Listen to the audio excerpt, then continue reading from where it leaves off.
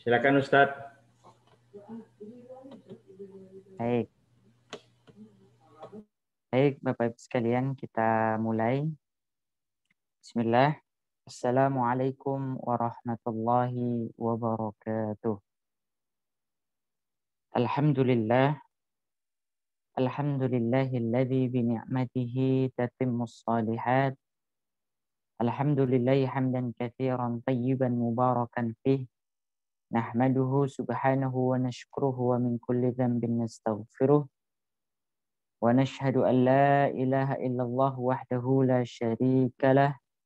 Wa nashhadu anna Muhammadan abduhu wa rasuluh. Subhanaka la ilma lana illa ma 'allamtana innaka antal alimul hakim. Allahumma anfa'na bima 'allamtana wa 'allimna ma yanfa'una wa zidna 'ilman tanfa'una bihi ya rabbal alamin. Allahumma ati nufusana taqwaha wa zakkiha wa anta khairu man zakkaha wa anta waliyuha wa maulaha ya rabbal alamin. Bapak Ibu sekalian, terkhusus jamaah Masjid Ar-Raudhah Pondok Kelapa dan secara umum jamaah undangan yang saya undang melalui WA. Bersyukur kita kepada Allah atas segala limpah nikmat yang Allah karuniakan kepada kita semua. Sehingga dengan kenikmatan-kenikmatan ini kita lebih bisa mendekatkan diri kita kepada Allah Subhanahu wa taala. Kenikmatan-kenikmatan yang menjadi bekal kita semua untuk maksimal di dalam beribadah kepada Allah, sehingga saat di yaumil akhir nanti ketika Allah memintai pertanggungjawaban atas segala kenikmatan-kenikmatan yang pernah kita dapatkan, kita akan bisa mempertanggungjawabkannya dalam keadaan ringan. Bapak Ibu sekalian yang semoga dimuliakan Allah, di antara bentuk kenikmatan dan rasa syukur yang patut untuk kita ungkapkan adalah bahwa kita bisa kembali melanjutkan kajian kita dalam kajian mengenal Ahlus Sunnah wal Jamaah, kajian akidah, di mana setelah libur Ramadan ya semenjak memasuki bulan Ramadan hingga ini akhir daripada bulan Syawal, maka kita bisa melanjutkan kembali daripada kajian kita, sehingga ini yang menjadi kenikmatan yang harus bersama-sama kita syukuri kepada Allah Subhanahu wa taala. Baik, Bapak Ibu sekalian yang semoga dimuliakan Allah, insya Allah dalam kesempatan kali ini kita akan melanjutkan kajian kita sebagaimana judul yang telah disampaikan, yaitu prinsip Ahlus Sunnah wal Jamaah bagian pertama, yakni meyakini rukun Islam yang 5 dan rukun iman yang 6. Ini yang akan menjadi kajian ataupun tema lanjutan kita dalam kesempatan kali ini. Namun sebelum kita memasuki tema ini, perlu untuk kita review sedikit, murojaah sedikit daripada dua materi, ya, materi daripada dua pertemuan sebelumnya. Ya, ini bagi Bapak Ibu sekalian yang mengikuti dua kajian sebelumnya ataupun bahkan mulai dari awal pembahasan kitab ini, maka akan mudah untuk melanjutkan materi-materi daripada kajian ini. Namun bagi yang baru mengikuti ataupun sempat berhalangan untuk mengikuti sebagian daripada pertemuan ini, kita ataupun saya ingin sedikit menegaskan bahwa Ahlus Sunnah wal Jamaah itu memiliki ya konsep ataupun manhaj at-talaqqi wal istidlal. Ini menjadi konsep keilmuan, ya, menjadi pintu dasar, ya, ataupun dasar ataupun pintu pembuka, pintu masuk untuk melanjutkan daripada materi-materi kajian kita. Mengapa perlu untuk kita tegaskan kembali kedua materi sebelumnya, Bapak Ibu sekalian, tentang materi manhaj talaqi wal istidlal? Karena ahlu sunnah wal jamaah itu memiliki prinsip ataupun memiliki metode di dalam belajar ataupun mencari sumber ilmu, sumber pemahaman, bahwa keyakinan-keyakinan kita di dalam akidah kita itu memiliki manhaj, memiliki metode, ya, memiliki sumber-sumber yang jelas. Sebagaimana yang telah kita jelaskan dari Al-Quran, dari As-Sunnah, kemudian ijma' para ulama. Ini yang pertama. Kemudian sumbernya itu jelas. Kemudian yang kedua, ya, sehingga sumber yang kita ambil untuk pemahaman kita, untuk ibadah kita, untuk keyakinan kita, kita tidak ambil dari sumber-sumber yang lainnya yang tidak diakui di dalam Islam. Dan begitu pula pemahaman kita terhadap sumber-sumber ini pun sesuai dengan pemahaman para sahabat, ya, dan ulama-ulama yang lurus. Sehingga kita tidak memahami sumber-sumber ini berdasarkan, ya, prasangka kita, akal kita semata, tidak. Maka dua hal inilah yang harus bersama-sama kita pahami, bersama-sama kita jaga, ya. Di dalam mencari sumber harus mencari sumber yang baik. Sebagaimana yang telah kita jelaskan. Di dalam memahami sumber-sumber ini pun harus dengan cara yang baik.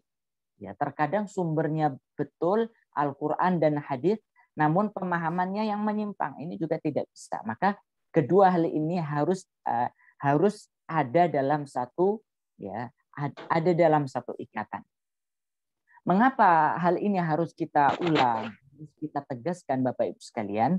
Karena kelompok yang menyimpang daripada pemahaman Ahlus Sunnah wal Jamaah itu berupaya untuk mengaburkan, ya, mengaburkan konsep ini, konsep manhajut talaqi wal istidlal. Kalau Bapak Ibu sekalian mau mengambil contoh, ya, mau mengambil contoh, saya mengambil contoh ini dari yang ada dokumentasinya, ya Bapak Ibu sekalian. Kalau Bapak Ibu sekalian mencari di YouTube debat antara Ahlus Sunnah dengan Syiah yang ada di Indonesia, yaitu dari Ahlus Sunnah yang diwakili oleh Kiai Haji Idrus Romli, ya, kemudian dari pihak Syiah itu ada siapa, Husain Shihab dan Dr. Babul Ulum. Ini mereka perwakilan daripada Syiah. Kalau kita ingin betul-betul melihat bagaimana mereka ingin merusak konsep manhajut talaqi wal istidlal, Bapak Ibu sekalian bisa melihat daripada dokumentasi itu. Ya, namun ketika ingin melihat dokumentasi itu, saya berikan catatan, ya, kita harus selesai dulu untuk mempelajari tadi konsep-konsep ini, sehingga kita, karena perkataan mereka itu adalah semacam sihir. Kalau keyakinan kita tidak kuat, khawatirnya kita terkena syubhat-syubhat mereka. Ya, ini sekedar informasi tentang dokumentasi. Nah, apa yang bisa kita, cukup saya sarikan saja, Bapak Ibu sekalian, kalau khawatir terhadap, ya, sihir-sihir keyakinan mereka, cukup mendengar daripada apa yang saya sarikan, apa yang saya simpulkan dari debat tersebut. Kelompok-kelompok yang menyimpang ini, mereka bahkan sampai membuat hasil tesis, ya, ataupun bahkan disertasi, ya, disertasi yang dituliskan oleh pendeta, kalau saya mau menyebut tokoh-tokoh Syiah itu sebagai pendeta sajalah, nggak layak untuk disebut sebagai ulama. Pendeta Syiah, yaitu yang bernama Babul Ulum itu, dia membuat disertasi ataupun tesis, saya lupa. Yang kesimpulannya apa? Dia membuat satu teori bahwa perbedaan-perbedaan yang ada antara Syiah maupun Ahlus Sunnah itu disimpulkan bahwa itu hanya sekedar perbedaan dalam masalah pemahaman, ya, perbedaan dalam masalah penafsiran, ya. Ini yang dihasilkan dari kajian-kajian mereka. Sehingga apa? Mereka menginginkan dari hasil tesis ataupun disertasi mereka ingin membuat satu pemahaman bahwa perbedaan keyakinan antara ahlu sunnah dengan kelompok mereka yang menyimpang itu adalah hanya sekedar perbedaan dalam masalah memahami Al-Quran, memahami hadits-hadits Nabi Shallallahu Alaihi Wasallam, sehingga bukan hal yang substansial ketika kita berbeda dalam masalah ini. Ya, contohnya misalnya ada satu ayat, ya, di mana ahlu sunnah meyakini pemahaman terhadap ayat ini demikian. Sedangkan mereka kelompok yang menyimpang Syiah itu meyakini ayat ini dengan pemahaman yang lainnya. Sehingga mereka menganggap bahwasannya perbedaan dalam masalah pemahaman seperti ini, perbedaan dalam masalah tafsir seperti ini adalah hal yang wajar. Ya. Dan mereka juga menambahkan bahwa di dalam tubuh ahlu sunnah wal jamaah pun seperti Muhammadiyah ataupun NU ataupun yang lainnya terdapat perbedaan juga dalam masalah penafsiran. Ya, mereka ingin melakukan pendekatan seperti itu. Nah, ini pentingnya, ya, bahayanya pemikiran mereka. Mereka terlebih dahulu mencoba untuk mengaburkan dari konsep ini, yaitu konsep manhajut talaqi wal istidlal. Ya. Dari segi sumber juga mereka berupaya untuk mengaburkannya. Kalau kita lihat kelompok Syiah itu mereka meyakini bahwasannya Al-Quran yang ada sekarang itu sudah tidak asli lagi. Nah, ini sumber, mereka berupaya untuk merusak sumbernya. Ya, sehingga Al-Quran yang ada pada hari ini itu sudah tidak asli lagi. Kemudian mereka juga ketika kita sebagai ahlu sunnah wal jamaah meyakini bahwasannya sumber-sumber hadis-hadis Nabi Shallallahu Alaihi Wasallam itu kita dapatkan daripada kitab-kitab hadis yang selama ini kita sering baca, dari Sahih Bukhari, dari Sahih Muslim, ataupun dari enam kitab hadis yang ada, ya, Imam Abu Dawud, Imam At-Tirmidzi, An-Nasai, Imam Ahmad dan lainnya. Namun mereka membuat tandingan daripada sumber-sumber ini.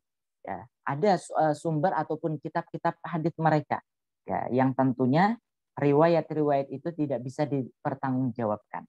Nah, ini dari segi sumber mereka ingin merusaknya. Dan dari segi pemahaman juga mereka ingin membuat satu teori bahwa perbedaan dalam masalah memahami Al-Quran, memahami hadis-hadis Nabi Shallallahu Alaihi Wasallam itu bukan menjadi hal yang sudah menjadi hal yang lumrah, tidak perlu diperdebatkan. Sehingga apa? Hasil daripada ini adalah ketika pemahaman mereka menyimpang, itu mereka meminta agar kita untuk istilahnya itu adalah legowo, untuk menerima perbedaan tersebut. Ya. Baik, jamaah sekalian yang semoga dimuliakan Allah, maka kembali kami ingin menegaskan bahwa untuk metode ataupun manhajut talaqi wal istidlal menurut ahlus sunnah wal jamaah, maka kita sudah memahami dengan pemahaman yang telah kita jelaskan pada 2 pertemuan sebelumnya. Dari segi sumber, kita meyakini Al-Quran yang ada pada hari ini itu adalah Al-Quran yang asli yang diturunkan dari Nabi Shallallahu Alaihi Wasallam. Ya. Kemudian hadis-hadis yang ada pada hari ini, yang ada dalam Sahih Bukhari, Sahih Muslim, itulah yang menjadi sumber rujukan kita. Sedangkan pemahaman kita terhadap Al-Quran, terhadap hadis-hadis Nabi Shallallahu Alaihi Wasallam itu adalah kita merujuk kepada pemahaman para sahabat, tabi'in, tabi'ut tabi'in, dan ulama-ulama setelah generasi mereka yang mengambil pemahaman itu sesuai dengan apa yang telah dijelaskan oleh para ulama. Seperti itu. Ini yang harus betul-betul kita jaga, Bapak Ibu sekalian, yang semoga dimuliakan Allah. Ya, sehingga kita tidak memahami Al-Quran itu berdasarkan akal, berdasarkan ya hawa nafsu kita, tidak. Ya, sehingga inilah yang menjadi pintu pembuka bagi kelompok-kelompok yang menyimpang itu. Baik, jamaah sekalian, Bapak Ibu sekalian yang semoga dimuliakan Allah, maka dari kedua manhaj ini, kedua metode ini, maka kita akan memasuki prinsip-prinsip Ahlus Sunnah wal Jamaah. Di mana prinsip-prinsip ini, ya, prinsip-prinsip Ahlus Sunnah wal Jamaah ini sumbernya itu adalah dari kedua metode ini, ya, dari kedua metode ini. Tidak bisa kita pisahkan. Maka jamaah sekalian yang semoga dimuliakan Allah, insya Allah dalam 7 pertemuan ke depan kita mencoba untuk menjelaskan prinsip-prinsip Ahlus Sunnah wal Jamaah dalam memahami akidah dan perbedaannya dengan kelompok yang menyimpang ataupun kelompok yang sesat. Baik, jadi ini adalah kajian yang insya Allah akan kita jelaskan pada 7 pertemuan berikutnya karena ada 7 prinsip Ahlus Sunnah wal Jamaah dalam memahami akidah. Ya. Baik, Bapak Ibu sekalian yang semoga dimuliakan Allah, ya, mengapa kita harus mempelajari ataupun memegang teguh ke-7 prinsip ini setidaknya, ini bukan pembatasan, namun ini hanya sekedar menyebutkan sebagian daripada prinsip-prinsip yang dipegang oleh Ahlus Sunnah wal Jamaah. Ya. Baik, kita jelaskan terlebih dahulu, ya, ketika Ahlus Sunnah wal Jamaah meyakini, memegang teguh prinsip-prinsip ini, ya, prinsip-prinsip Ahlus Sunnah wal Jamaah dalam memahami akidah, ya, maka setiap kelompok yang menyelisihi prinsip ini, satu saja daripada prinsip-prinsip ini, maka bisa kita pastikan mereka adalah disebut sebagai kelompok sesat ataupun kelompok yang menyimpang. Ya.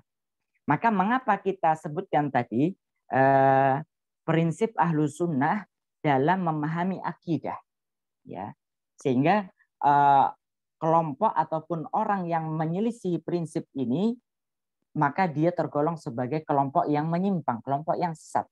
Mengapa? Bapak Ibu sekalian yang semoga dimuliakan Allah, karena perbedaan dalam memahami akidah itu akan menyebabkan seseorang menyimpang ataupun sesat daripada kelompok Ahlus Sunnah wal Jamaah. Berbeda halnya ketika perbedaan itu dalam masalah fikih atau dalam masalah furu'iyah, ya, hal-hal yang kaitannya bukan termasuk daripada prinsip. Itu berbeda, maka tidak serta-merta keluar daripada jalur Ahlus Sunnah wal Jamaah. Ya, ini harus kita tegaskan. Sehingga kalau kita ditanya siapa sih kelompok yang menyimpang ataupun kelompok-kelompok yang sesat itu yang menyimpang daripada Ahlus Sunnah wal Jamaah, maka kita jawab kelompok-kelompok yang menyimpang daripada Ahlus Sunnah wal Jamaah ataupun kelompok-kelompok yang menyimpang itu adalah mereka yang menyelisihi satu saja ataupun sebagian besar daripada prinsip-prinsip Ahlus Sunnah wal Jamaah dalam masalah akidah, dalam masalah prinsip, ya, bukan dalam masalah fikih dan lain sebagainya. Contoh misalnya, kalau berbeda dalam masalah madhab fikih misalnya, ya, ada yang mengambil fikih dengan madhab Syafi'iyah. Kemudian ada juga yang mengambil madhab Hanabilah, Imam Ahmad Ibnu Hanbal, ataupun Hanafiyah, Malikiyah. Maka perbedaan dalam masalah madhab fikih ini tidak menyebabkan seseorang menyimpang dari jalan Ahlus Sunnah wal Jamaah. Ya. Perbedaan. Matiin aja. Baik. Bagi jamaah yang mic-nya masih aktif, bisa di mute. Ya. Baik, Bapak Ibu sekalian yang semoga dimuliakan Allah. Jadi pengertian daripada kelompok yang menyimpang, kelompok yang sesat, kelompok yang keluar daripada jalur Ahlus Sunnah wal Jamaah, mereka adalah yang menyelisihi prinsip-prinsip Ahlus Sunnah dalam masalah akidah. Adapun dalam masalah fikih, ya, dalam masalah yang sifatnya furu'iyah, maka itu tidak serta-merta menyimpang daripada Ahlus Sunnah wal Jamaah selama akidahnya lurus dan benar. Bagaimana yang kita sebutkan tadi. Perbedaan dalam masalah kunut, perbedaan dalam masalah apalagi ya, dalam masalah jumlah sholat rakaat sholat tarawih, ataupun dalam masalah-masalah yang lainnya, itu tidak serta-merta menyebabkan ya satu yang lainnya menyimpang, kelompok sesat, sebagaimana yang terjadi pada hari ini. Ya, berbeda sedikit dalam masalah fikih, ya, dalam masalah fikih langsung dengan dengan beraninya mencap seseorang itu menyimpang. Ini sangat disayangkan sekali. Padahal dari segi prinsip-prinsip akidah itu sama semuanya. Itu sama semuanya. Ini yang harus bersama-sama kita pahami, Bapak Ibu sekalian. Ya. Jadi kalau berbeda dalam masalah politik misalnya, itu bukan serta-merta menyebabkan kita menyimpang dari Ahlus Sunnah wal Jamaah. Perbedaan dalam masalah yang sering terjadi di negara kita bukan serta-merta menyebabkan kita menyimpang dari Ahlus Sunnah wal Jamaah. Ini titik tekannya, ya. Ini titik tekannya. Dan ini yang harus bersama-sama kita yakini sebagaimana yang menjadi kaidah Ahlus Sunnah wal Jamaah. Ya. Jadi kalau sudah berbeda dalam masalah prinsip akidah, maka ini tidak boleh kita tolerir. Ya. Sebagaimana kaidah Ahlus Sunnah wal Jamaah itu menyebutkan la yunkarul mukhtalafu fi wa innama yunkaru al mujma' alaih. Untuk perkara-perkara yang diperselisihkan, sebagaimana tadi kunut ataukah yang lainnya, ya,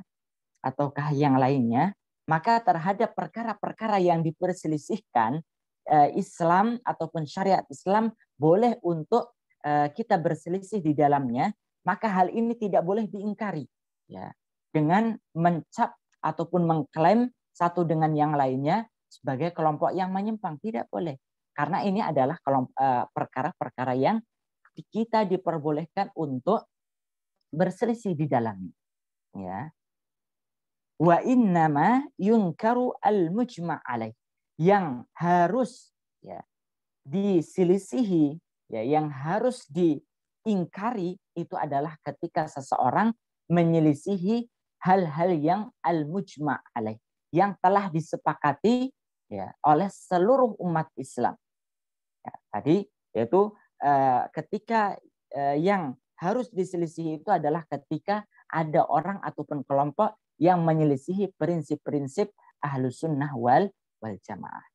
Ya, maka para ulama itu menyebutkan, ya, karena tadi kelompok-kelompok yang menyimpang itu mencoba untuk melakukan apa? Pendekatan-pendekatan. Perbedaan kita ini adalah perbedaan yang lumrah dan sebagainya. Perbedaan ini adalah sudah menjadi sunnatullah, ya, tidak perlu untuk kita besar-besarkan. Nah, ini adalah yang sering kita ini harus bersatu dan lain sebagainya.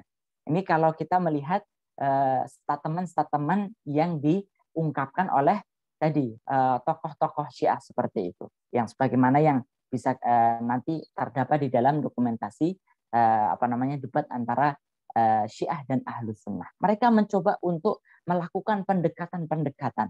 Kita itu tidak ada perbedaan dan lain sebagainya. Perbedaan kita itu hanya sebagaimana perbedaan yang terjadi pada tubuh Ahlus Sunnah wal Jamaah. Ya. Maka kita tegaskan bahwa ketika perbedaan itu dalam masalah furu'iyah, dalam masalah hal-hal yang bisa diperselisihkan, maka kita tidak mengingkari.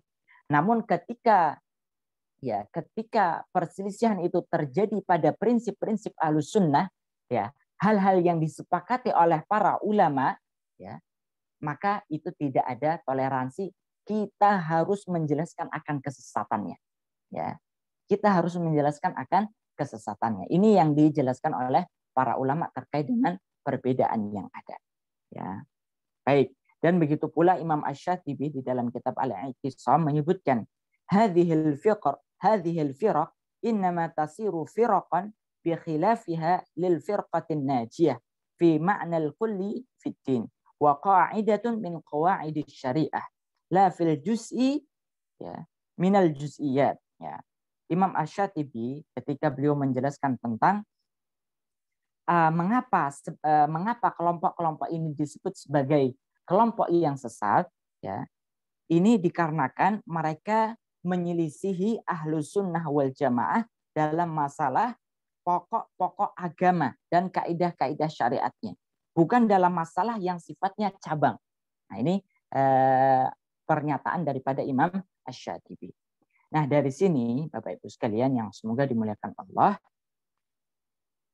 kita perlu untuk tegaskan bahwa kelompok yang menyimpang sekali lagi adalah mereka yang menyelisihi prinsip-prinsip Ahlus Sunnah wal Jamaah dalam masalah akidah. Adapun dalam masalah fikih ataupun yang sifatnya furu'iyah ataupun khilafiyah, maka ini tidak menyebabkan seseorang ataupun suatu kelompok itu menyimpang. Sehingga ini menjadi bekal kita semua terhadap apa yang sering terjadi di tengah masyarakat kita. Sedikit berbeda, wah kamu sesat. Sedikit berbeda, kamu ini adalah kelompok yang menyimpang. Padahal masih dalam masalah furu'iyah, dalam masalah fikih, ya, yang kita diperbolehkan untuk berbeda di dalamnya.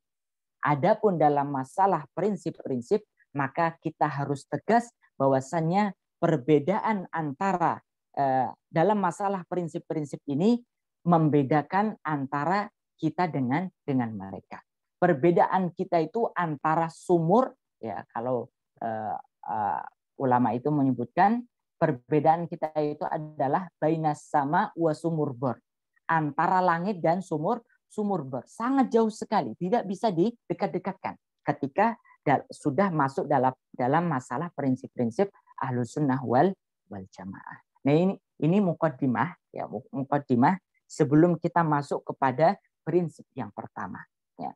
Baik, Bapak Ibu sekalian yang semoga dimuliakan Allah, ya, insya Allah kita masuk kepada prinsip yang pertama yang harus kita yakini, dan ketika ada yang menyelisih prinsip ini, maka secara otomatis dia telah menyimpang daripada ajaran Ahlus Sunnah wal Jamaah. Apa prinsip yang pertama itu?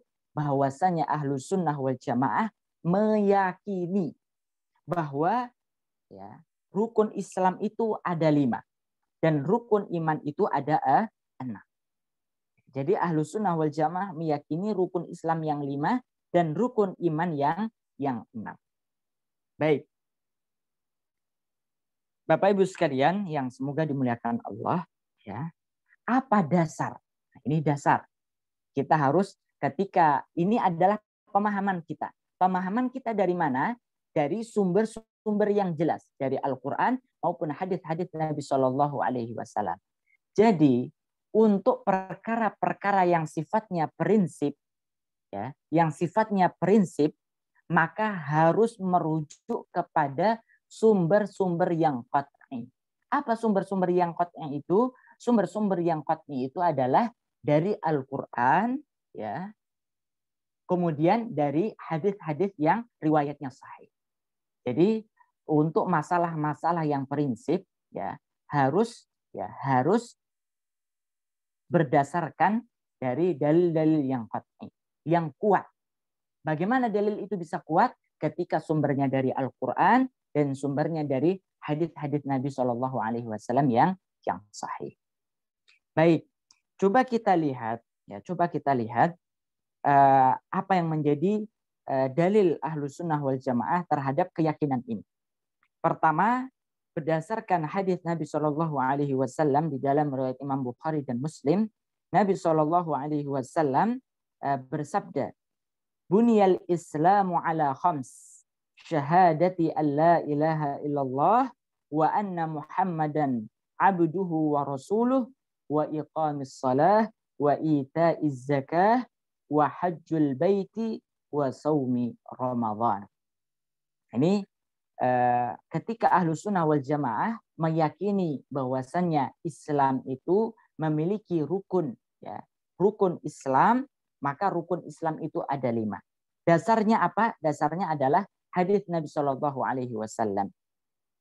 Nabi Shallallahu Alaihi Wasallam bersabda, "Buniyal Islamu ala khams." Islam itu dibangun di atas 5 perkara.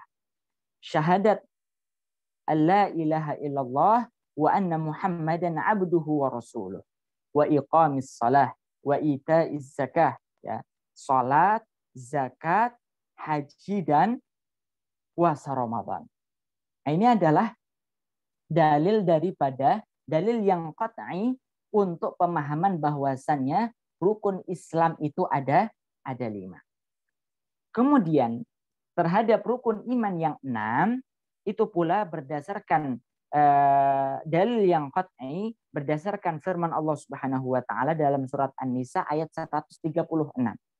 Allah Subhanahu wa taala berfirman, "Ya ayyuhalladzina amanu aminu billahi wa rasulihi wal kitabil ladzi nazzala ala rasulih wal kitabil ladzi anzala min qabl wa man yakfur billahi wa malaikatihi wa kutubihi wa rusulihi wal yaumil akhir faqad dhalla dhalalan ba'ida." Nah, ini dalil, ya, tentang bahwasannya rukun iman itu ada 6. Ya, bahkan kalau misalnya kita pernah belajar tentang hadis arba'in, maka di dalam hadis yang kedua juga Nabi Shallallahu Alaihi Wasallam menjelaskan secara detail tentang dalil rukun Islam itu ada 5 dan rukun iman itu ada 6. Ya, ini adalah dalil ataupun sumber. Ya. Jadi pemahaman prinsip Ahlus Sunnah wal Jamaah meyakini rukun Islam yang 5 dan rukun iman yang 6 itu sumbernya jelas dari Al-Quran dan hadis. Ya. Kemudian pemahaman kita terhadap kelima rukun ini itu juga berdasarkan pemahaman Nabi Shallallahu Alaihi Wasallam, pemahaman para sahabat dan pemahaman para ulama. Ya, kita tidak meyakini kelima dan keenam, kelima rukun Islam dan keenam rukun iman ini berdasarkan keyakinan kita sendiri. Tidak. Baik, jamaah sekalian yang semoga dimuliakan Allah, ya, apakah ada kelompok-kelompok yang mengingkari, ya, prinsip yang pertama ini, yaitu mengingkari rukun Islam yang 5 dan rukun iman yang 6? Ada. Kita sebutkan kelompok yang pertama yaitu adalah kelompok Syiah Rafidhah, ya. Di mana kelompok Syiah Rafidhah ini dan mereka sampai sekarang ada, mereka terhadap prinsip yang pertama ini yaitu keyakinan terhadap rukun Islam yang 5 dan rukun iman yang 6 itu menyelisih daripada prinsip Ahlus Sunnah wal Jamaah. Di mana kelompok Syiah itu meyakini bahwasannya rukun Islam itu ada 7. Ya. Rukun Islam itu ada 7. Apa itu? Yang pertama adalah wilayah. Wilayah itu artinya adalah kepemimpinan, imamah. Ya. Kemudian yang kedua adalah thaharah, ya, bersuci. Ya. Kemudian yang ketiga adalah sholat. Keempat, zakat. 5, puasa. 6, haji, dan yang ketujuh adalah jihad. Ini rukun Islam mereka. Ya, coba kita bandingkan dengan rukun Islam yang diyakini Ahlus Sunnah wal Jamaah. Ya, mereka menjadikan wilayah kepemimpinan itu sebagai rukun yang pertama. Kemudian yang thaharah, salat, zakat, puasa, haji dan jihad. Ini rukun Islam mereka. Kemudian rukun iman menurut mereka itu ada 5. Kalau Ahlus Sunnah ada 6, mereka ada 5. Apa rukun iman mereka itu? Yang pertama tauhid, ya. Kemudian yang kedua adalah al-adl, yaitu keadilan. Yang ketiga an-nubuwah, ya. Kemudian yang keenam al-imamah, yaitu kepemimpinan itu tadi. Kemudian yang kelima yaitu al-ma'ad, yaitu hari yang dijanjikan, yaitu hari akhir. Baik. Bapak Ibu sekalian yang semoga dimuliakan Allah, ini adalah contoh pertama kelompok yang menyelisih Ahlus Sunnah wal Jamaah dalam meyakini rukun Islam yang 5 dan rukun iman yang 6.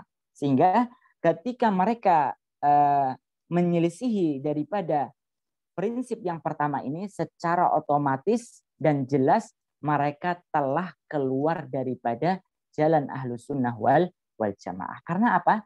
Penyelisihannya itu bukan dalam masalah fikih, bukan dalam masalah yang sifatnya furu'iyah, cabang-cabang agama, namun sudah masuk dalam masalah usul ataupun prinsip-prinsip utama, prinsip-prinsip dasar. Sehingga tidak ada toleransi lagi, ya. Tidak ada toleransi lagi, dan nanti coba akan kita jelaskan secara umum. Kemudian yang kedua, kelompok yang kedua yang menyelisihi Ahlus Sunnah wal Jamaah dalam meyakini rukun Islam yang rukun Islam yang 5 dan rukun iman yang 6, yaitu adalah kelompok Mu'tazilah. Ya, kelompok Mu'tazilah ini adalah kelompok yang sudah lalu, ya, yang sudah lalu. Eksistensi mereka hari ini sudah tidak ada, meskipun secara pemikiran masih ada, diyakini oleh sebagian orang. Menurut kelompok Mu'tazilah, ya, mereka meyakini bahwasannya rukun Islam itu ada 5. Ya, rukun Islam itu ada 5. Jumlahnya sama, namun ya isinya berbeda. Apa itu? Ya, yang pertama adalah tauhid. Kemudian yang kedua adalah keadilan. Yang ketiga adalah janji dan ancaman. Keempat adalah kedudukan di antara kedua kedudukan. Kelima adalah amar ma'ruf nahi mungkar. Ini kelima rukun Islam yang diyakini oleh kelompok menyimpang, yaitu kelompok Mu'tazilah. Nah, Bapak Ibu sekalian yang semoga dimuliakan Allah, bagaimana dengan kelompok-kelompok yang lain? Ya, kelompok-kelompok yang lain itu ataupun kelompok-kelompok sesat yang lainnya, meskipun terutama dalam masalah prinsip yang pertama ini, ya, meyakini rukun Islam yang 5 dan rukun iman yang 6. Meskipun kalau kita melihat ataupun kalau kita ingin mengetahui suatu kelompok itu menyimpang atau tidak, sangat mudah. Coba kita perhatikan mereka terhadap keyakinan mereka terhadap rukun Islam dan rukun iman. Itu saja cara pertama.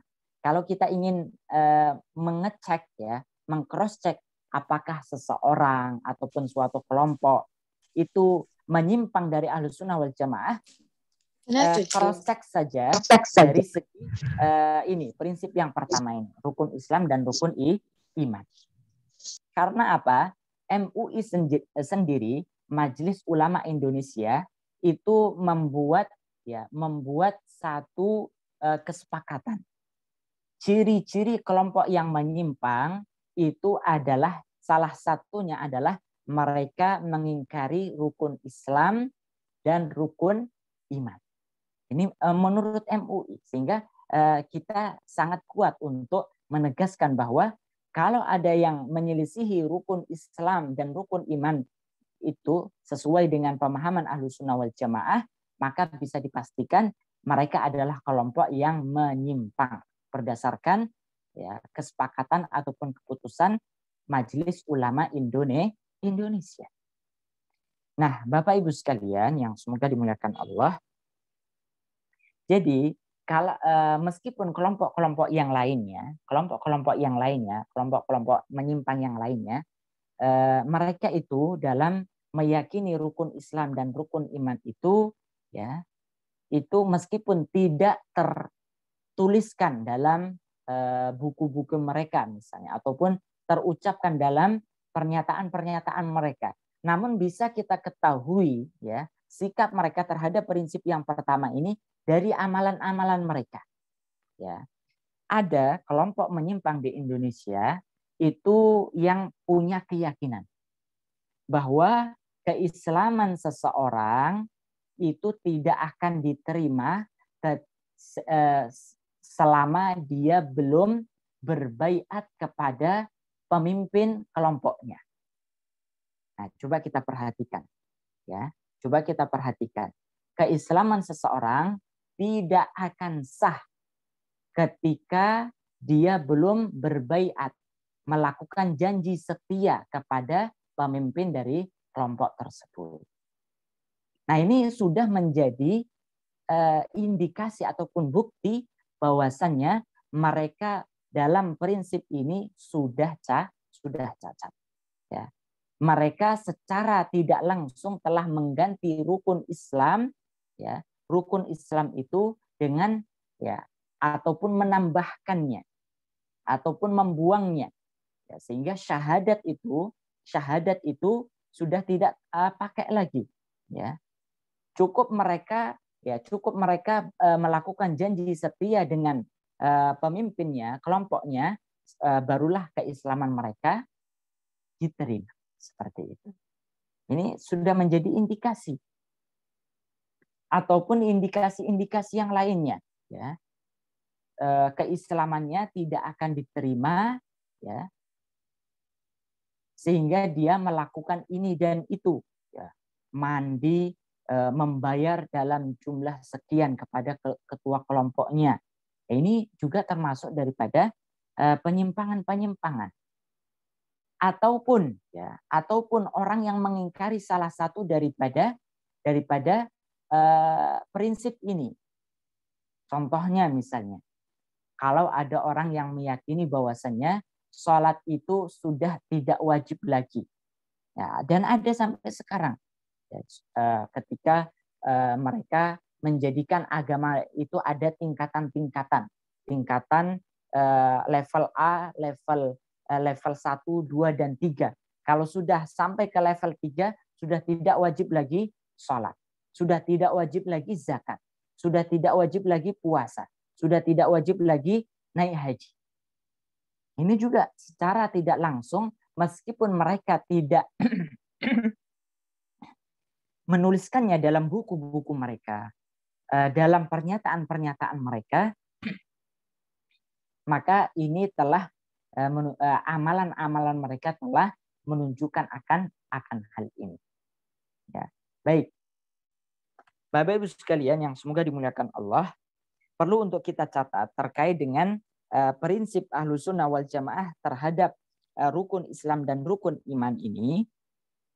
Para ulama itu menyebutkan, ini bisa dicatat. Man angkara wahidatan minha kana ghairu muslimin bil ijma. Barang siapa, ya, seseorang ataupun kelompok yang mengingkari satu saja dari rukun Islam ataupun rukun iman, ya. Jadi misalnya ada orang yang mengingkari syahadat itu tidak ada dalam Islam. Kemudian iman kepada hari akhir itu tidak ada dalam Islam, dalam keimanan.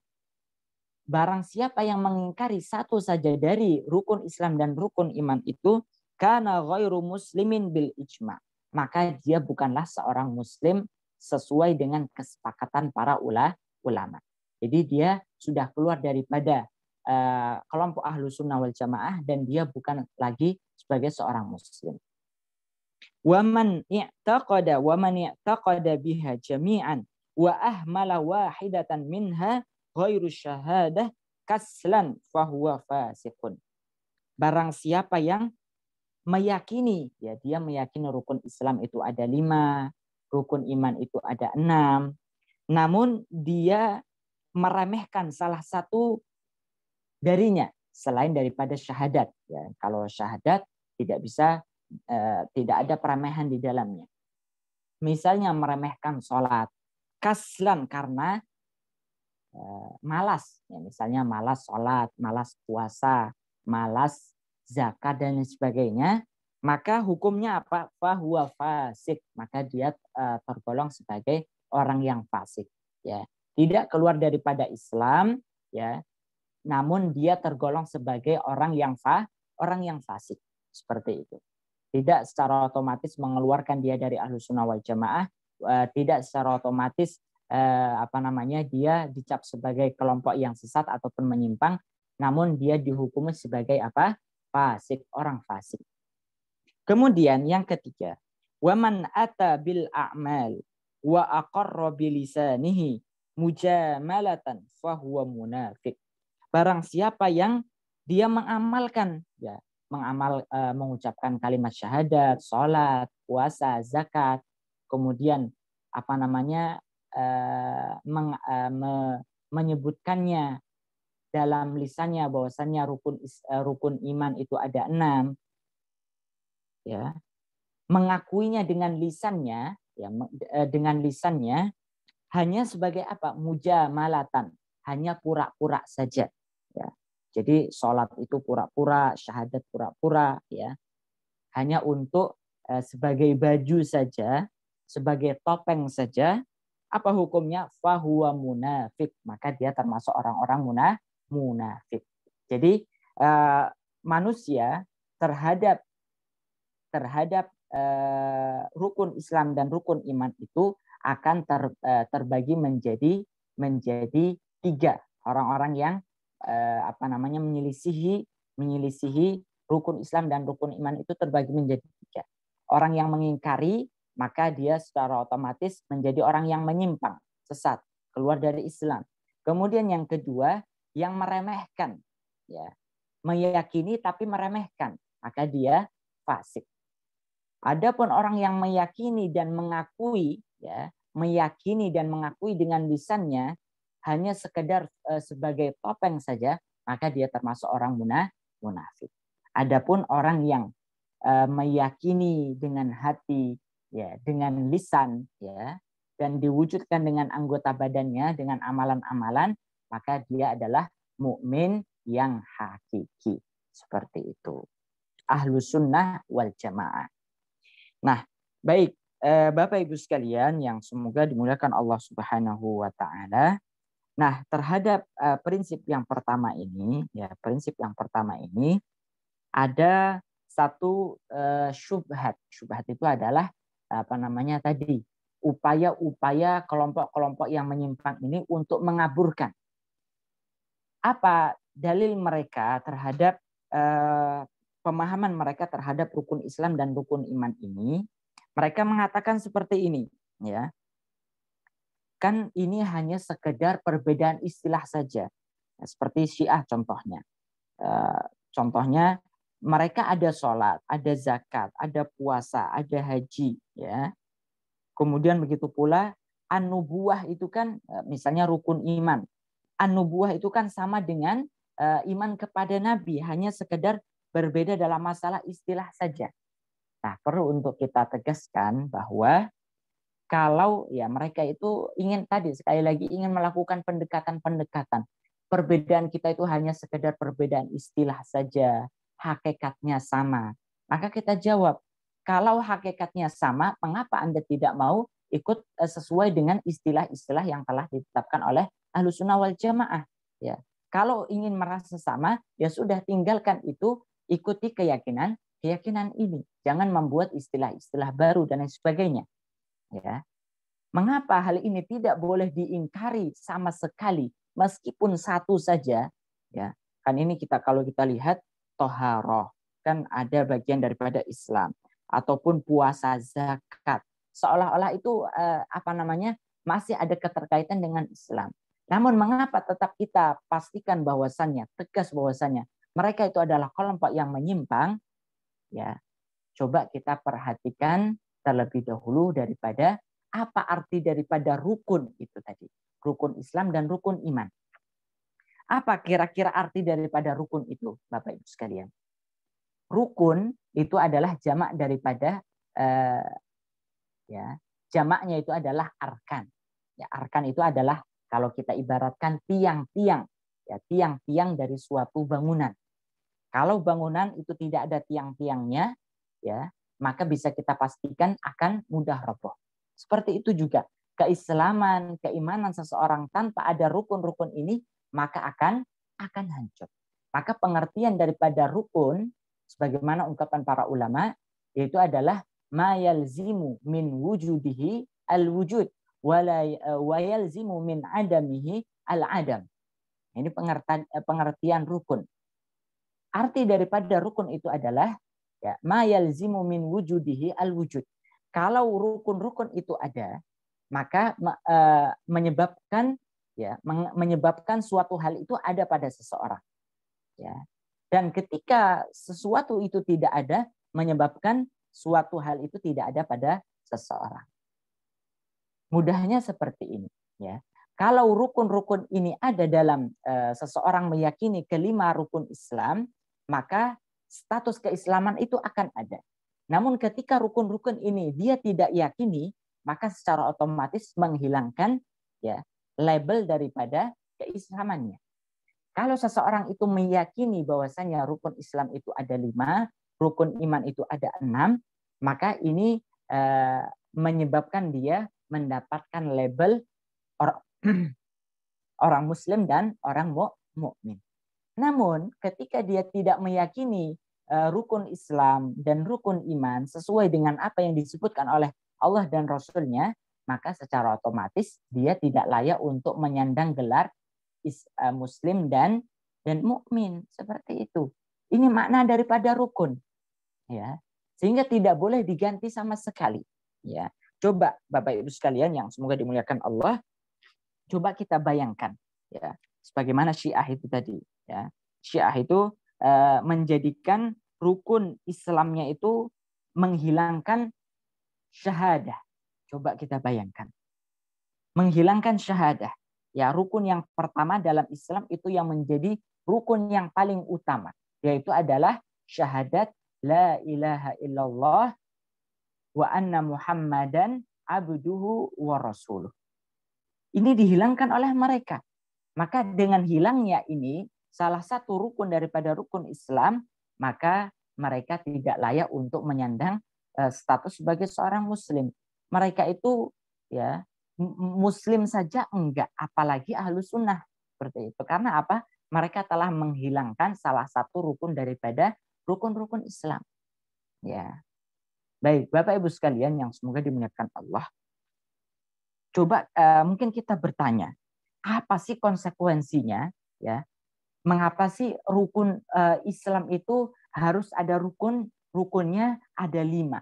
Keimanan itu rukunnya ada 6. Ya, mengapa harus ada? Kemudian apa konsekuensinya ketika hal itu dihilangkan ataupun bahkan diganti dengan yang lainnya? Ya, ini penting juga, Bapak Ibu sekalian yang semoga dimuliakan Allah, agar kita itu ketika mendapatkan sihir-sihir pemahaman mereka itu kita bisa menjawabnya dan bisa punya dasar yang kuat, sehingga ketika kita didebat seperti itu kita tidak tadi oh iya ya dan sebagainya, ya. Sehingga keyakinan kita itu kuat.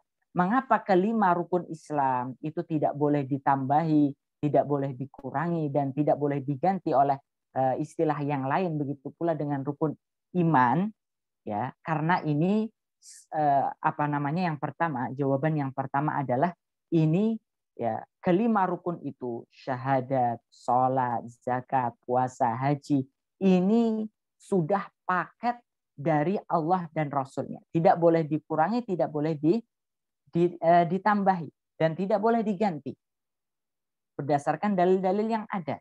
Ya, kalau mau gantilah Al-Quran dan hadis. Ya, tidak boleh diganti. Begitu pula rukun iman tidak boleh diganti dengan yang lainnya. Ya, baik Bapak Ibu sekalian yang semoga dimuliakan Allah. Coba kita lihat ketika salah satu daripada rukun Islam dan rukun iman itu dihilangkan. Contohnya adalah syahadah. Ya, syahadatnya orang Syiah itu, ya, mereka kalau ditanya syahadatnya itu ada, tapi menyelisihi syahadat daripada Ahlus Sunnah wal Jamaah. Syahadat orang Syiah itu bagaimana, Ibu? Sama. Asyhadu an la ilaha illallah wa asyhadu anna Muhammadar Rasulullah.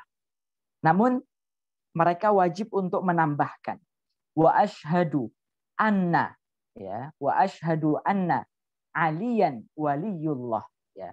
Bahwasanya saya bersaksi bahwasanya Ali itu adalah waliyullah. Ya, mereka mengangkat sahabat Ali itu melebihi derajat daripada sahabat Abu Bakar dan sahabat Umar. Ya. Bahkan sampai kelompok yang lebih ekstrim lagi itu adalah mengangkat bahwasannya Ali itu adalah sampai kepada derajat Tuhan. Ya. Ini yang paling ekstrim. Kemudian mereka juga tidak lupa untuk menambahkan dalam syahadat mereka wa asyhadu anna Abu Bakrin wa Umarin wa Aisyata, ya, kulluhum finnar, ya. Saya bersaksi bahwasannya Abu Bakar, Umar, Aisyah, ya, itu adalah mereka seluruhnya di dalam neraka. Ini syahadat mereka, ya. Dan mereka sudah juga menghilangkan syahadat itu dari rukun Islam mereka. Ya, padahal rukun syahadat ini menjadi hal yang utama dalam rukun Islam, nggak boleh dihilangkan, ya, dan nggak boleh dikurangi, ditambah-tambahi juga tidak boleh. Bahkan kalau misalnya ada orang Kristen, orang Nasoro ingin masuk Islam, maka dia harus bersyahadat asyhadu alla ilaha illallah. Aku bersaksi bahwasanya tidak ada Tuhan yang berhak untuk disembah kecuali Allah. Wa asyhadu anna Muhammadan abduhu wa rasuluh, ya. Ini juga penting. Dan aku bersaksi bahwasannya Muhammad itu adalah apa? Abduhu wa rasuluh. Hamba Allah dan utusan Allah. Karena apa? Ya. Karena apa? Mengapa persaksian kita terhadap Nabi Muhammad SAW itu harus ada, ya, ataupun ditambahi dengan abduhu wa rasuluh, ya, hambanya dan rasulnya. Karena orang-orang Nasara dan Yahudi itu mereka menganggap nabi-nabi mereka itu sebagai Tuhan. Maka kita meyakini bahwasannya Rasulullah Shallallahu Alaihi Wasallam, Nabi Muhammad Shallallahu Alaihi Wasallam itu adalah hamba Allah dan Rasulnya. Ya, jadi kalau orang Yahudi itu menjadikan nabi-nabi mereka sebagai Tuhan-Tuhan, sedangkan kita meyakini Muhammad adalah hamba Allah, bukan Tuhan. Kemudian Rasuluh, ya, orang-orang Nasrani, ya, Yahudi juga mengingkari bahwasannya Nabi Muhammad SAW itu adalah bukan Rasul utusan Allah, seperti itu. Jadi kalau ada orang Yahudi, Nasrani ingin masuk ke dalam Islam, maka dia harus bersyahadat dengan kedua syahadat ini. Asyhadu an la ilaha illallah wa asyhadu anna Muhammadan abduhu wa rasuluh. Bahkan bisa ditambahkan ketika yang bersyahadat itu adalah orang Nasrani. Wa asyhadu anna Isa abdullah wa rasuluh, ya, untuk menguatkan mereka bahwasanya Nabi Isa itu adalah hamba Allah dan utusannya, bukan Tuhan, bukan yang lainnya, seperti itu. Ini dalam masalah syahadat. Kalau syahadat itu dihilangkan, ya, ini jawaban lagi. Mengapa harus ada kelima rukun Islam dan rukun iman itu? Kalau syahadat itu dihilangkan, Bapak Ibu sekalian, ya, maka secara otomatis seseorang ketika, ya, karena syahadat itu ada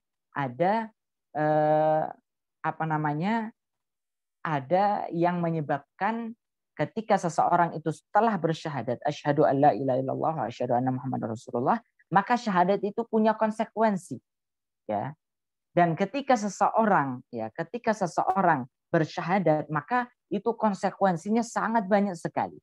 Ya, dia harus beribadah kepada Allah, dia harus tunduk kepada Allah. Ya, kemudian dia harus meyakini bahwasannya Nabi Muhammad SAW adalah manusia yang paling mulia. Ya, kemudian harus tunduk terhadap syariat Allah Subhanahu Wa Taala, syariat yang dibawakan oleh Nabi Shallallahu Alaihi Wasallam. Dan ya, syahadat itu juga punya konsekuensi ketika hal-hal tersebut dilanggar, maka akan menghilangkan syahadat. Nah, ketika syahadat itu dihilangkan daripada rukun Islam, kemudian mereka akan seenaknya melakukan perbuatan-perbuatan yang tidak bisa mengikat mereka dengan Islam, sehingga mau melakukan perbuatan dosa dan sebagainya tidak ada yang mengikat mereka seperti itu. Makanya di dalam Islam itu ada nawakidul Islam, ataupun nawakid syahadatain, pembatal syahadat itu ada. Nah, ketika syahadat ini dihilangkan, maka tidak ada tali yang bisa mengikat seorang muslim agar ketika dia melakukan suatu perbuatan ya yang menyebabkan dia keluar daripada Islam. Seperti itu. Nah, hal ini yang perlu untuk kita pahami bersama, sehingga seorang muslim tidak bisa keluar daripada rukun Islam dan rukun iman. Seperti itu. Baik Bapak Ibu sekalian yang semoga dimuliakan Allah, inilah ya penjelasan kita terkait dengan prinsip yang pertama dari Ahlus Sunnah wal Jamaah dalam masalah akidah. Prinsip-prinsip Ahlus Sunnah wal Jamaah dalam masalah akidah yang pertama adalah meyakini rukun Islam yang 5 dan rukun iman yang 6. Ketika ada yang menyelisihi terhadap prinsip yang pertama ini, maka bisa kita pastikan mereka keluar daripada Ahlus Sunnah wal Jamaah dan mereka termasuk kelompok yang menyimpang ataupun kelompok yang sesat. Baik, Bapak Ibu sekalian, berhubung sudah jam 6.27, maka selanjutnya sebelum kita akhiri, kita berikan waktu bagi Bapak Ibu sekalian yang ingin berdiskusi dalam masalah ini, maka kami persilahkan. Wallahu a'lam. Bagi jemaah yang ingin bertanya, bisa mic-nya di unmute.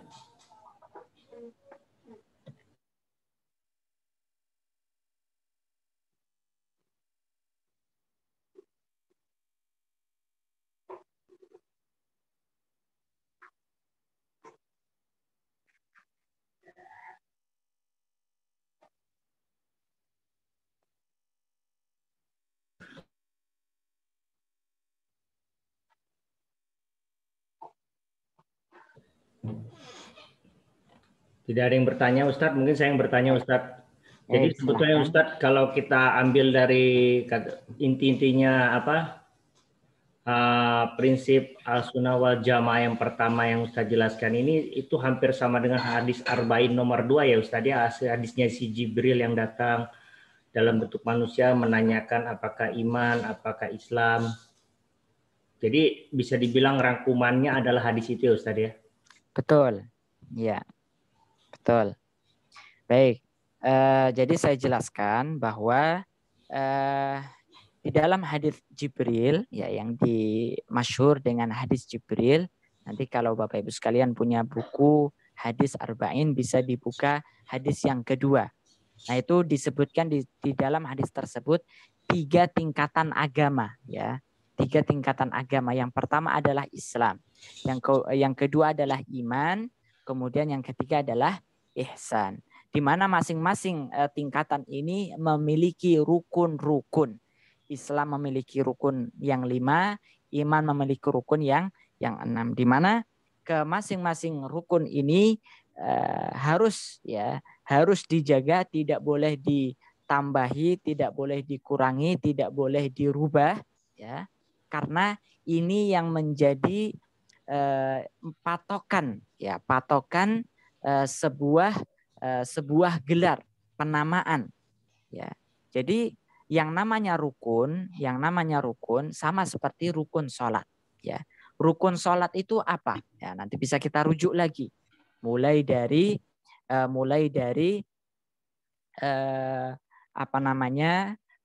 takbiratul ihram dan lain sebagainya. Nah, itu rukun-rukun sholat. Ya, jadi kalau misalnya salah satu rukun sholat kita tidak kerjakan, maka sholat kita tidak sah. Ya, sama juga dengan rukun haji dan lain sebagainya.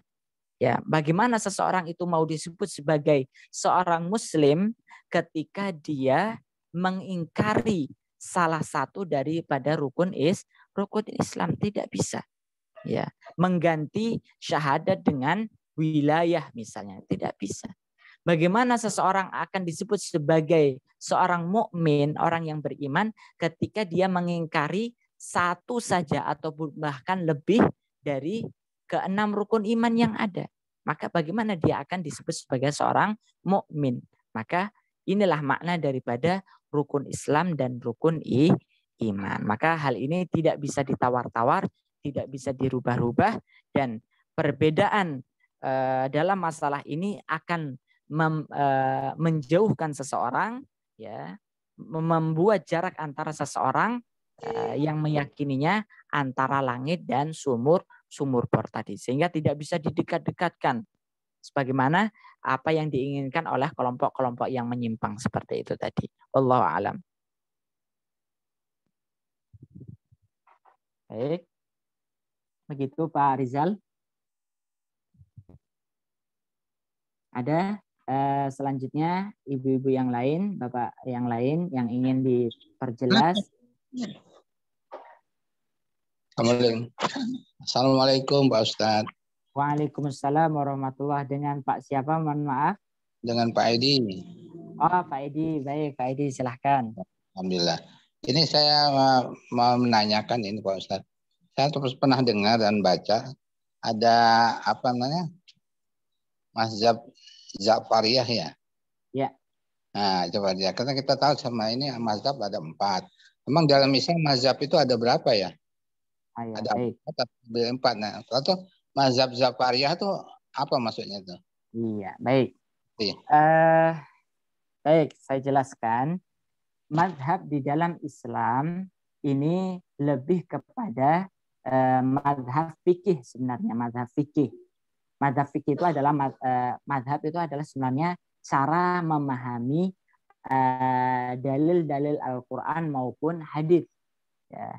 Dalam sejarahnya sebenarnya mazhab fikih itu ada banyak sekali, ya, ada banyak sekali. Ya. Namun yang sampai pada hari ini, yang bertahan pada hari ini itu hanya 4 saja. Yang pertama mazhab Hanafiyah. Ini yang paling tua, ya. Kemudian Syafi'iyah dan Hanabilah, ya. Kalau Hanafiyah ini ada di wilayah masih ada sampai sekarang.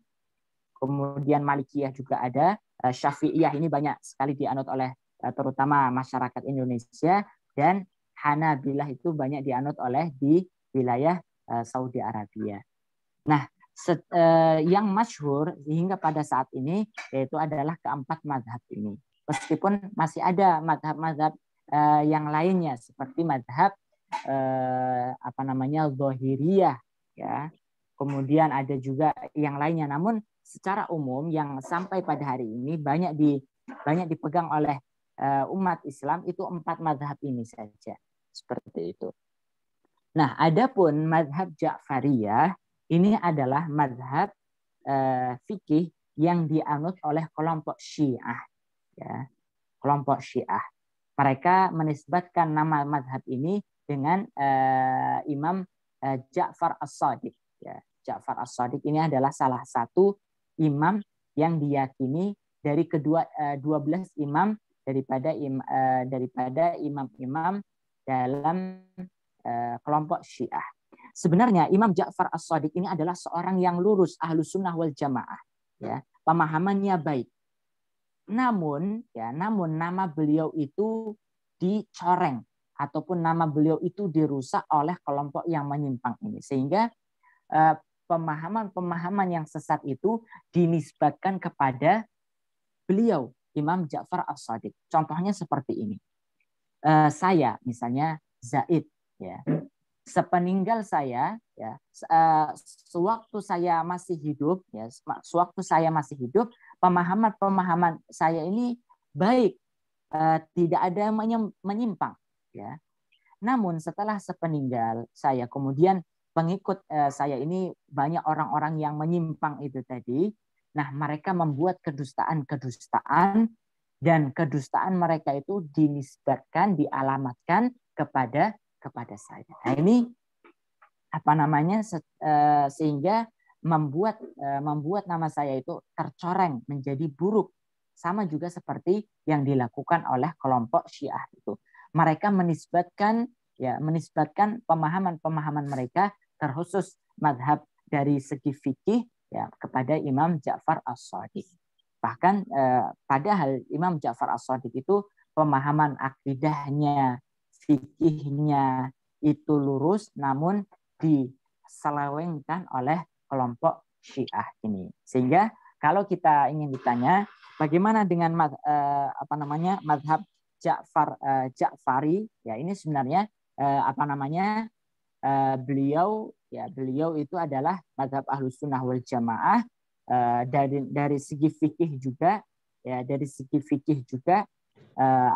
sesuai dengan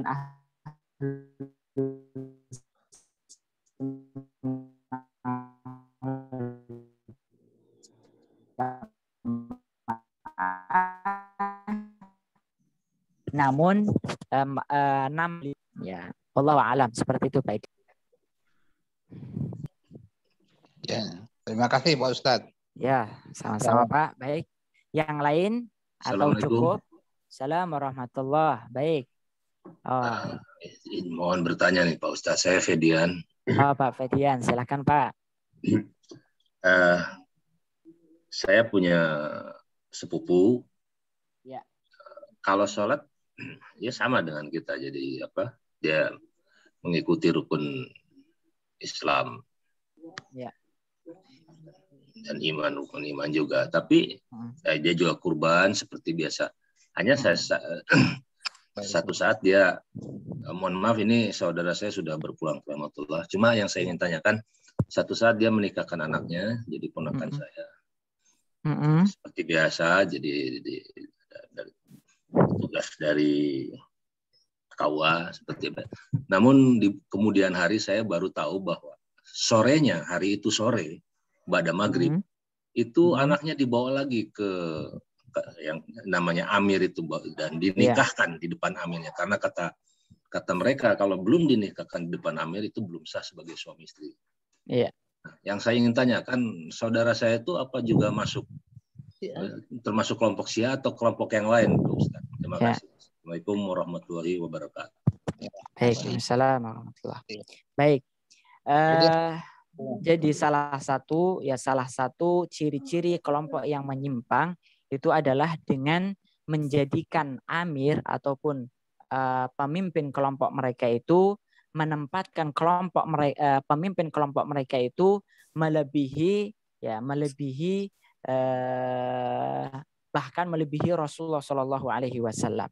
Ya, seperti tadi, keislamannya tidak akan diterima kecuali harus tadi berbaiat kepada pemimpinnya. Nah,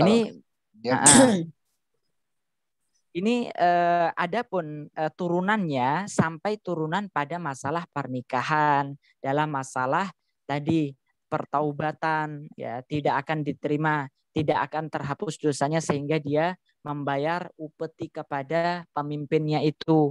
Jadi turunannya sangat banyak sekali yang berkaitan dengan tadi kepemimpinan. Makanya di antara ciri-ciri kelompok yang menyimpang itu adalah dalam masalah tadi menjadikan kepemimpinan itu sebagai rukun Islam mereka, ya, sebagaimana Syiah, kemudian kelompok-kelompok yang lainnya. Dan kelompok yang mengambil pemahaman seperti ini tidak hanya Syiah saja.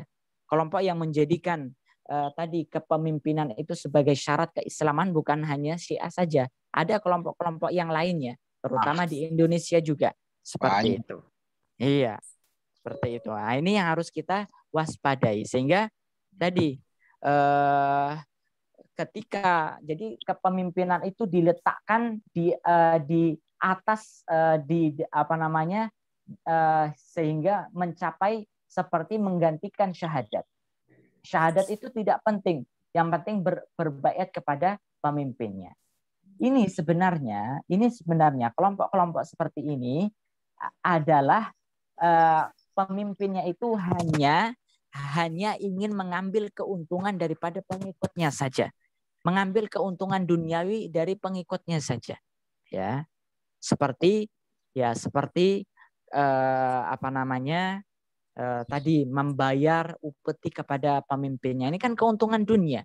Kemudian harus berbaiat kepada pemimpinnya. Ini kan mengikat seseorang agar tidak lepas dari pemimpin tersebut, seperti itu.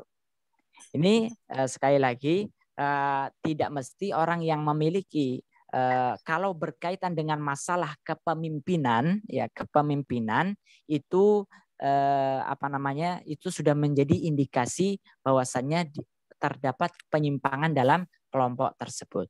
Kemudian yang kedua, dalam masalah ketika seseorang meyakini dalam masalah kepemimpinan itu tidak mesti dia masuk ke kelompok Syiah, bisa jadi juga ke kelompok-kelompok yang lainnya, seperti itu.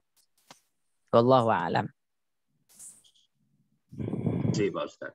Ya, baik. Mungkin yang lain masih ada? Cukup?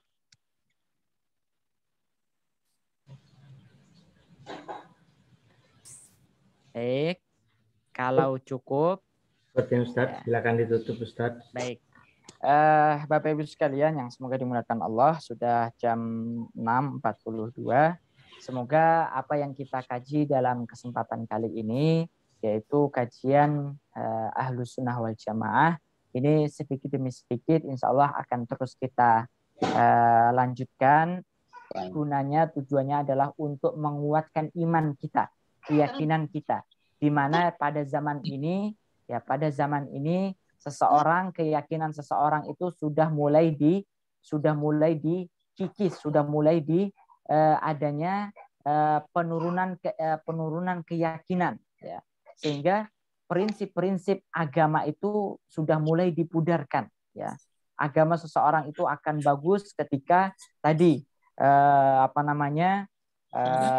memegang prinsip-prinsip yang sebenarnya bukan termasuk prinsip dalam Islam. Maka harus betul-betul kita kuatkan, harus betul-betul kita jaga sehingga keyakinan kita ini tetap baik, seperti itu. Baik, Bapak Ibu sekalian yang semoga dimuliakan Allah, insya Allah kajian prinsip yang kedua daripada prinsip-prinsip Ahlus Sunnah wal Jamaah dalam masalah akidah akan kita lanjutkan dalam pertemuan berikutnya, dan kita akhiri kajian kita dalam kesempatan kali ini dengan bacaan hamdalah dan kafaratul majlis. Alhamdulillahirabbil alamin. Subhanakallahumma wa bihamdika asyhadu an la ilaha illa anta astaghfiruka wa atubu ilaik. Aqulu qawli hadza wa astaghfirullah li wa lakum. Assalamualaikum warahmatullahi wabarakatuh. Waalaikumsalam warahmatullahi wabarakatuh. Jazakallah khairan Ustaz. Waalaikumsalam.